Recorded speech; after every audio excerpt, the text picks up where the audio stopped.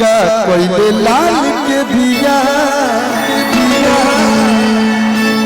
पगली दीवानी महाकाल के दिया। इसमें से गाना हमारा संतोष भैया लिखले बनी। आई जो गीत हम गौनी जहार में पहले नहीं हुआ संतोष भैया लिखले बनी। एक बार जोरदार ताली हमारा संतोष तिवारी भैया खातिर बजा दिलो। जोरदार ताली हो आप लोग के बक्सर जिला के। हमें भोजपुरी के हर कलाकार के अपना कलम के जादू से मिलियन व्यूज देता है। जय हो। कि जब मारे लचलाम तहर मन बौराए अत बहाके लबलम गाड़ी साए गाड़ी तो आप सभी लोग चलाते ही होंगे।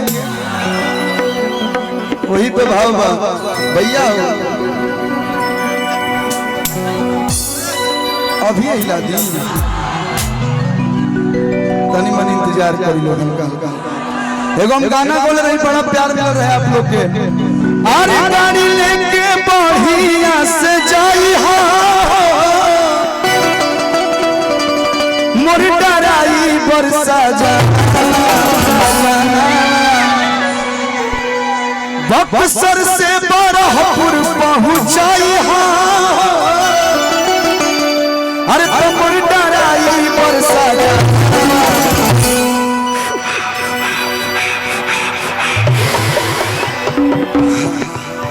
अरे तो गांजा पी के चल चलाई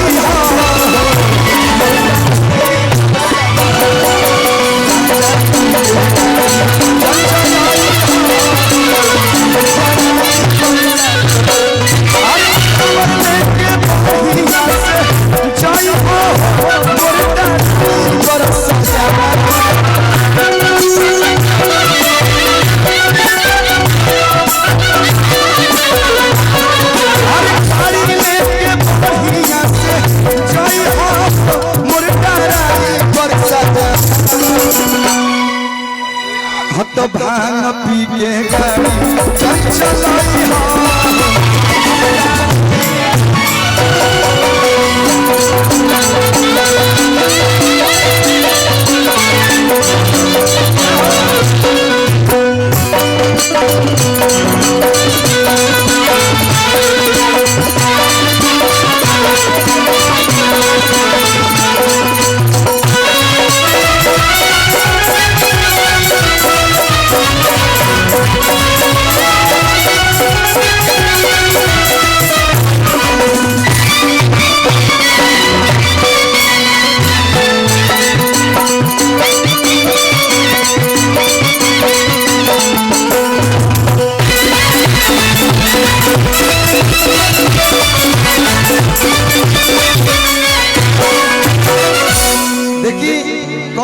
पंडित जी लोग बड़ी ज्ञानी होला लोग।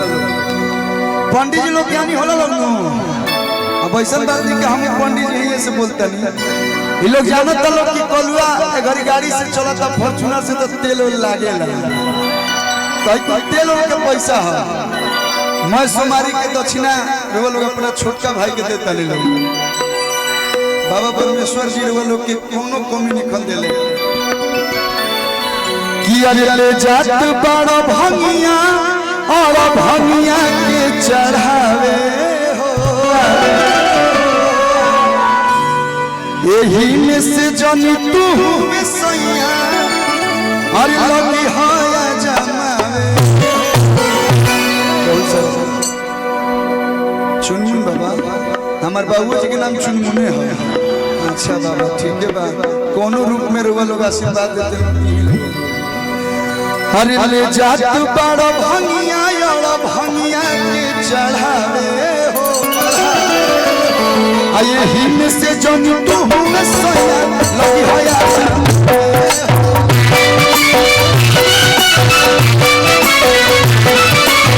जात बड़ा भंगिया भंगिया के चढ़ावे हो। ही में से जन तू में सोया लगी होया कली आई भांग लेके जाए बड़ा चढ़ा दे इना गिरवे बीच में चीखे लगा तो जाए कहने चल जब निमेजोरी बुझेंगे ना करी।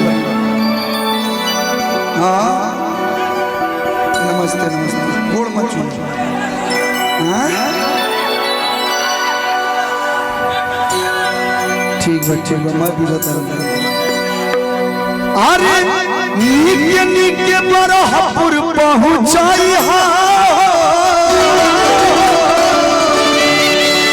देखतन कि 4 लाइन बन गइल बा 90 से नीचे काटा नहीं खे रहो तो कहत औरतिया निके निके बरहपुर अरे पहुंचाई हा हमर डराई बरसा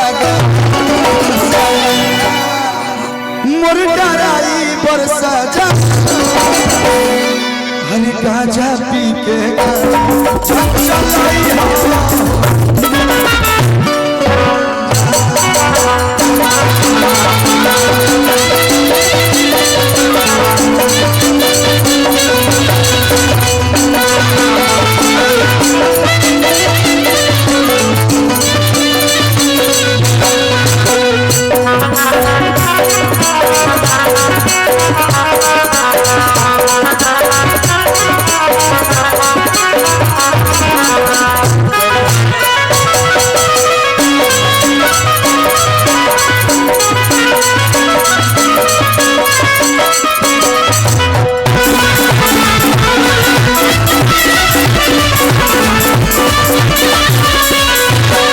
ये लास्ट में कहतिया कि चढ़ी जे नशा तो बिगड़ी दशा माथा ताहर जो हुआ जाई धरे के रहिया बरहपुर वाला तो शाहपुर वाला धरा जाई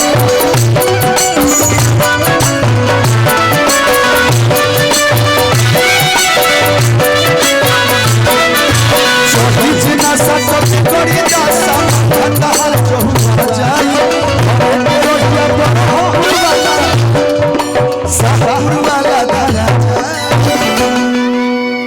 कोलुआ के गाना तू बजाई हा बहुत सारा प्यार बहुत बहुत धन्यवाद ये प्यार आशीर्वाद सही आप लोग मिला धन्यवाद थैंक यू हाला ना नीचे बैठ के पुरान देखो लोग मजा आए बहुत कम लोग जाने लगे हमारा नाम अरविंदो हो जाने लगे स्कूल में हम जब पढ़ते रहे तो अरविंदे नाम रहे करिया नहीं की लेकिन तब कोलू नाम से मशहूर हो गई गुड़ हो गए बियाह के बाद में ज्यादा गुड़ हो गई अरे कोलुआ के गाना तू बजाई हा बक्सर के बाग वाला बजाई हा कोलुआ के गाना तू बजाई हा मोरे आंसू सदा तो मोर डराई बरसा जा हत गांजा पी के चलाई